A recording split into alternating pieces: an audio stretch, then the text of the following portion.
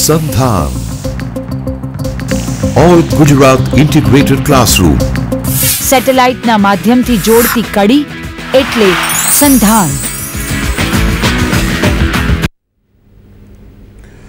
નમસ્કાર વિદ્યાર્થી મિત્રો, સંધાન બાયસેક ના આ કોમર્સ વિભાગના વર્ગખંડમાં આપનું હાર્દિક સ્વાગત છે.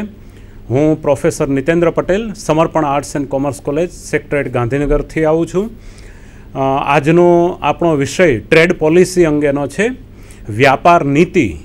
વ્યાપાર નીતિમાં ફ્રી ટ્રેડ વર્સિસ પ્રોટેક્શન. હવે આ બહુ મોટો ડિબેટનો સબ્જેક્ટ છે કે ફ્રી ટ્રેડ એટલે મુક્ત વ્યાપાર, જે આપણે 1991 પછી જે નીતિને અનુસર્યા.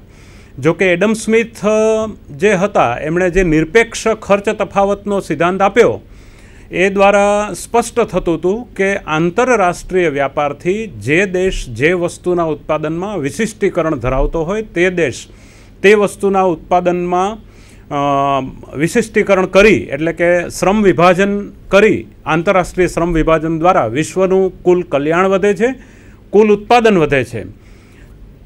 ત્યારબાદ રિકાર્ડોએ એ જ વાત સાપેક્ષ ખર્ચ તફાવતના સિદ્ધાંત દ્વારા સાબિત કરી. કારણ કે વિશ્વમાં મલ્ટી એટલે બહુદેશીય વધારે દેશો વચ્ચે, માત્ર બે દેશો વચ્ચે નહીં બલકે વધારે દેશો વચ્ચે વેપારો થાય છે. એમાં ત્રણ, જો આપણે વિશ્લેષણ જોઈએ તો પ્રથમ વિશ્વના દેશો, દ્વિતીય વિશ્વના દેશો, તૃતીય વિશ્વના દેશો અને ચોથા વિશ્વના દેશો. એ રીતે વિશ્લેષણ કરી શકાય. તો કેટલાક તો અલ્પવિકસિત દેશોને અને અવિકસિત દેશોને વેપારમાં જોડાવાથી ફાયદો થાય છે કે નહીં, તો રિકાર્ડોના સિદ્ધાંત સાપેક્ષ ખર્ચ તફાવતના સિદ્ધાંતથી આપણે એ પણ જોયું કે બે દેશો, જો એક અલ્પવિકસિત દેશો અને વિકસિત દેશો, કોઈ એક દેશ જો બંને વસ્તુના ઉત્પાદનમાં સાપેક્ષ રીતે બિનકાર્યક્ષમ હોય અને અન્ય દેશ સાપેક્ષ રીતે બંને વસ્તુમાં કાર્યક્ષમ હોય, પણ જે વસ્તુના ઉત્પાદનમાં જે દેશ સાપેક્ષ રીતે ઓછો બિનકાર્યક્ષમ હોય તેમાં વિશિષ્ટીકરણ કરે તો પણ વિશ્વનું કુલ ઉત્પાદન વધે છે અને વિશ્વનું કુલ કલ્યાણ વધે છે. એવું આપણે રિકાર્ડોના સિદ્ધાંત દ્વારા જોયું. ત્યાર પછી કોને કેટલો લાભ મળે, તો વેપારની શરતો બતાવે છે, જે પણ આપણે ગયા વ્યાખ્યાનમાં જોયું હતું કે વેપારની શરતો દ્વારા દરેક દેશોને કેટલો લાભે છે, દરેક દેશ કેટલો લાભે છે, લાભ કેટલો થાય છે. હવે એક એવી વિચારસરણી જે એક કવર થઈ કે ભાઈ આપણે ફેડરિક લિસ્ટ અને હેમિલ્ટને અમેરિકાની બાબતમાં એવું બતાવ્યું કે જો અમેરિકા આંતરરાષ્ટ્રીય શ્રમ વિભાજનના તર્કને છોડીને પોતે જો સંરક્ષણ અપનાવે તો અમેરિકાને લાભ થાય. આવું કંઈક હેમિલ્ટને બતાવ્યું. એટલે એની તરફેણમાં પણ કેટલીક દલીલો કરી. એટલે આપણે હવે વિશ્વ કક્ષાએ આ બધી વચ્ચેના ઇતિહાસમાં બધી દલીલો હતી કે ભાઈ વેપારથી દરેક દેશને ફાયદો જ થાય છે, વેપારમાં જોડાવાથી ફાયદો જ થાય છે એવું નથી. જેમ કે આપણે ફિઝિક્સના સિદ્ધાંતમાં જ આપણે જોઈએ, ભૌતિકશાસ્ત્રના સિદ્ધાંતમાં આપણે જોઈએ તો જે દેશ બે પાત્ર પાણીથી ભરેલા હોય અને એક પાત્ર ઊંચું હોય, મોટું હોય, એની અંદર વધારે પ્રમાણમાં પાણી હોય અને બીજા પાત્રની અંદર ઓછું પાણી હોય અને નાનું હોય, અને બંનેને પાઇપલાઇન દ્વારા જો નીચેથી જોડી દઈએ તો જે પાત્રની અંદર વધારે દબાણવાળું એટલે કે ઊંચી સપાટીનું પાણી છે ત્યાંથી પાણી ધીમે ધીમે નીચે, પેલા જેમાં દબાણ ઓછું છે, નીચી સપાટી છે એ તરફ વહે છે, ને બંને સરખા થાય છે, ઉત્પાદન ભાવ સમાનીકરણ થાય છે. એવું કંઈક લોજિક આમાં બેસે છે. ફિઝિક્સના સિદ્ધાંતનું આપણે આંતરરાષ્ટ્રીય વેપાર દ્વારા પણ આવું બેસે છે. પણ અર્થશાસ્ત્ર શુદ્ધ વિજ્ઞાન નથી, સામાજિક વિજ્ઞાન છે. તો હેબરલરનો મત એવો હતો, એ બહુ સ્વાભાવિક હોય, પણ એ સાબિત કરવું પડે કે પછી આનાથી જ ફાયદો થાય છે. હવે પ્રોટેક્શન, સંરક્ષણવાદ એ તો ટુ બેગર માય નેબર, મારા પાડોશીને ભિખારી બનાવવાની વાત છે. સંરક્ષણની બાબતમાં જોઈએ તો ઘણી વખત એવું પણ થાય કે ભાઈ મુક્ત વેપારથી ફાયદો થાય કે સંરક્ષણથી. કોઈ પણ દેશ જો માત્ર પોતાની રીતે વિચારે, કારણ કે કોઈ પણ દેશ માટે એ હેક્સરોલિનના સિદ્ધાંતમાં પણ આપણે જોયું છે કે મૂડીની જ્યાં વિશેષતા છે એ દેશ મૂડીમાં વિશેષીકરણ કરી, મૂડી પ્રધાન ચીજોમાં વિશેષીકરણ કરે, શ્રમની જ્યાં પ્રચુરતા છે તે શ્રમ પ્રધાન ચીજોમાં વિશેષીકરણ કરે, અને બંને દેશો વેપારથી જોડાય. તો એવું પણ બને. પણ આમાંથી બે વિચાર પદ્ધતિ છે. એક તો વિશ્વના કુલ ઉત્પાદન વધારવામાં રસ છે કે જે તે દેશને પોતાનું ઉત્પાદન વધારવામાં અને કલ્યાણ વધારવામાં રસ છે. તો વૈશ્વિક કક્ષાએ શેમાં તો પ્રશિષ્ટ અર્થશાસ્ત્રીઓની મૂળ વિચારસરણી મુક્ત આર્થિક વ્યવહારમાં એ લોકો માનતા હતા. એટલે સમુચ્ચય મેક્રો અને સુગ્રથિત ઇન્ટિગ્રેટેડ આર્થિક નીતિની અંદર જોઈએ તો એના 3 દર્શકો હતા. એક તો વાર્ષિક ધોરણે સમતુલિત બજેટ હોવું જોઈએ. સમતુલિત બજેટમાં મેક્રો ઇકોનોમિક્સના ઇક્વેશન્સ આપણે જાણીએ છીએ કે total national income Y=C+I+G, consumption plus investment plus government expenditure. હવે ગવર્મેન્ટ ક્યાંથી એક્સપેન્ડિચર મેળવે છે? તો કે ટેક્સ દ્વારા એનું ઇન્કમ થાય છે. તો સરકારી ખર્ચ બરાબર કરવેરાનો દર, એટલે કે સંતુલિત બજેટ જો હોય, જો બજેટમાં ખાધ ન હોય, અને જો ખાધ હોય તો શેને કારણે હોય? આર્થિક વ્યવહારો વિદેશો સાથે વધારે થઈ ગયા છે. એક શરત છે કે મુક્ત વ્યાપારના હિમાયતીઓ હતા પ્રશિષ્ટ અર્થશાસ્ત્રીઓ. એટલે કે જો દેશની અંદર આયાતોનું પ્રમાણ વધારે છે, આયાતી વસ્તુઓનું કિંમતો એ નિકાસ થતી વસ્તુઓના કુલ મૂલ્ય કરતાં જો વધારે હોય તો બજેટમાં ખાધ પડે. તો આને બેલેન્સ કોણ કરતું હતું? સુવર્ણ ધોરણ, ગોલ્ડ સ્ટાન્ડર્ડ, કે જે દેશમાં ખાધ પડી હોય ત્યાંથી સુવર્ણ, જે દેશમાં પુરાંત હોય ત્યાં નિકાસ થાય. એટલે જે તે દેશનું નાણું એટલું એબ્સોર્બ થાય, શોષાઈ જાય, એટલે એટલું નાણું ફરતું ઓછું થાય. હવે આની તો રિવર્સ ઇફેક્ટ પડી. આને કારણે પૈસો ફરતો ઓછો થયો, ચલણ વેગ ઘટ્યો, ઉત્પાદન, આવક, રોજગારી એ બધું ઘટે. એટલે સુવર્ણ ધોરણ ધીમે ધીમે નાશ થતું ગયું. એટલે અને એ તો એના માટે જો આપણે નિકાસ મૂલ્ય વધારવું હોય તો વચ્ચેની વિચારસરણીમાં એવા વિચારો આવ્યા કે કાં તો તમારે વિદેશમાંથી જે આયાતો થાય છે એને રોકવી પડે, એટલે કે વ્યાપાર પર નિયંત્રણ મૂકવું પડે, અને વિદેશી હુંડિયામણ ડોલર તમારે બચાવવા પડે. તો મુક્ત વ્યાપાર નીતિનો આ દલીલ જો સ્વીકારીએ તો લોપ થાય.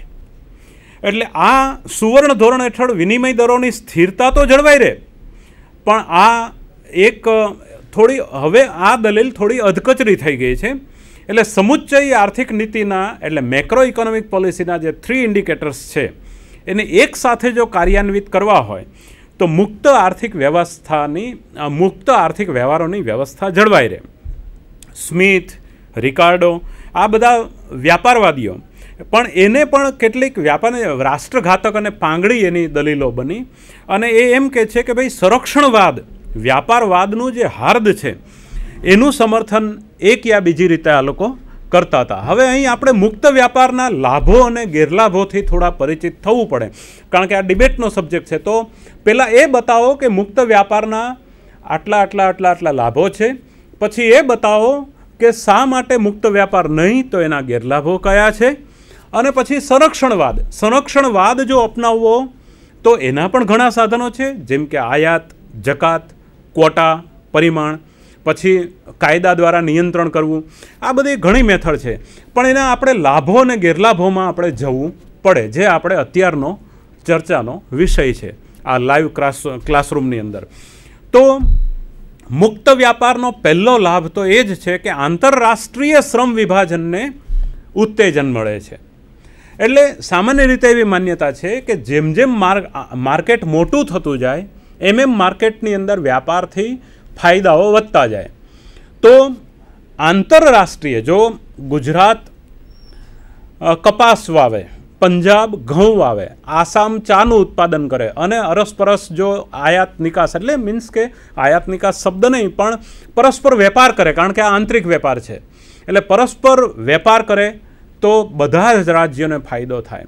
તો જો જેમ વ્યક્તિ વચ્ચે, તાલુકા વચ્ચે, જિલ્લા વચ્ચે, રાજ્યો વચ્ચેના વેપારથી ફાયદો થાય, તો શું દેશો વચ્ચેના વેપારથી ફાયદો ન થાય?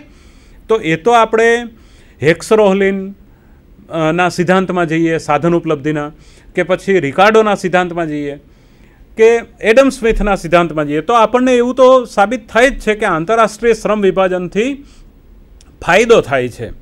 અને કુલ ઉત્પાદન વધે છે. હવે ધારો કે અને ચલણોનું જો મુક્ત રીતે અરસપરસ જો ચલણ વ્યવસ્થા મુક્ત હોય, એટલે કે ડોલરના રૂપિયા, રૂપિયાના પાઉન્ડ, જે તે ABC, આ એક સામાન્ય ઉદાહરણ લઈ લઈએ આપણે એના માટે, કે ધારો કે A, B અને C 3 દેશો છે. હવે એ દેશ ઘઉંની નિકાસ કરે છે. યાદ રાખજો વિદ્યાર્થી મિત્રો, એ દેશ ઘઉંની નિકાસ કરે છે અને કોફીની આયાત કરે છે. ફરીવાર કહું, એ દેશ ઘઉંની નિકાસ કરે, કોફીની આયાત કરે. બી દેશ કાપડની નિકાસ કરે અને ઘઉંની આયાત કરે. ફરીવાર, બી દેશ કાપડની નિકાસ કરે અને ઘઉંની આયાત કરે. અને સી દેશ કોફીની નિકાસ કરે અને કાપડની આયાત કરે છે. ફરીવાર, સી દેશ કોફીની નિકાસ કરે અને કાપડની આયાત કરે. હવે જો ત્રણેય દેશો વચ્ચે મુક્ત વ્યાપાર અને મુક્ત ચલણ વ્યવસ્થા હોય, તો ધારો કે એ દેશ ઘઉંની નિકાસ કરે છે બીમાં, પણ બી દેશને ઘઉંની આયાત કરવી છે, પણ એ દેશને કોફી જોઈએ છે, એ દેશને કાપડ નથી જોતું, તો બી દેશનું ચલણ એ લઈ લે, ઘઉં ત્યાં નિકાસ કરે, અને બી દેશના ચલણની મદદથી સી દેશની અંદર એ બીના ચલણને સીમાં વેચી અને કોફી મેળવી લે. તો સીને કોફીની નિકાસ કરે. હવે એને તો બી દેશના ચલણની જરૂર છે, તો આ રીતે બી દેશ બીનું ચલણ કમાય. હવે બીના ચલણને સીમાં વેચીને કોફી મેળવે. હવે સીને કોફીની નિકાસ કરીને કાપડની આયાત કરવી હોય, જો સીને કાપડની આયાત કરવી હોય, તો સી પાસે એ દેશે બીનું ચલણ તો આપેલું જ છે વેપારથી, તો બીનું ચલણ એ વેચશે કોને? બી દેશમાં. કોણ? સી દેશ. અને એના બદલામાં કાપડ મેળવી લે. આ રીતે ચલણ વ્યવસ્થા જો મુક્ત હોય તો વ્યાપારથી સરળતા થાય.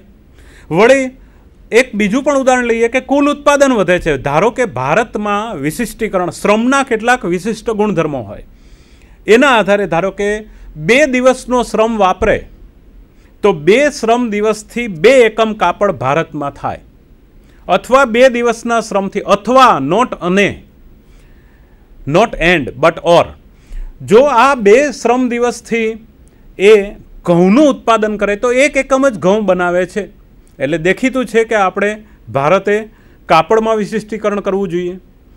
પહેલું જો આંતરિક વેપારમાં હોત તો 2 એકમ કાપડ અને 1 એકમ ઘઉં, એમ ટોટલ 4 દિવસના શ્રમથી એ 3 જ વસ્તુના એકમો મેળવી શકત.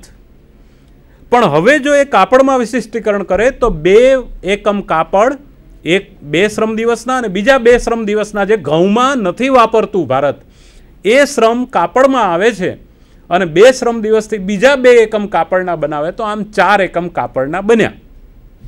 બીજી બાજુ પાકિસ્તાનમાં જોઈએ તો જો 2 શ્રમ દિવસ વાપરે તો 1 એકમ કાપડ બનાવી શકે છે અને 2 એકમ ઘઉં બનાવી શકે છે 2 જ શ્રમ દિવસથી. એટલે 4 શ્રમ દિવસ વાપરે તો એ 2 એકમ કાપડ બનાવે અથવા 4 એકમ ઘઉં બનાવે.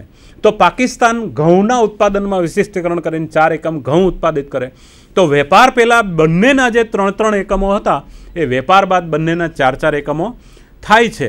તો આ કુલ ઉત્પાદનમાં વધારો જે થાય એ આપણે મુક્ત વેપારનો ફાયદો ગણાવી શકીએ. હવે મુક્ત વેપારથી આવા તો ઘણા ફાયદાઓ છે.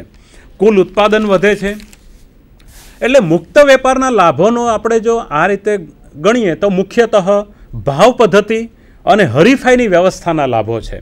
ઉત્પાદકો વચ્ચે પરસ્પર હરીફાઈ વધે અને પરિણામે ગ્રાહકો લાભે.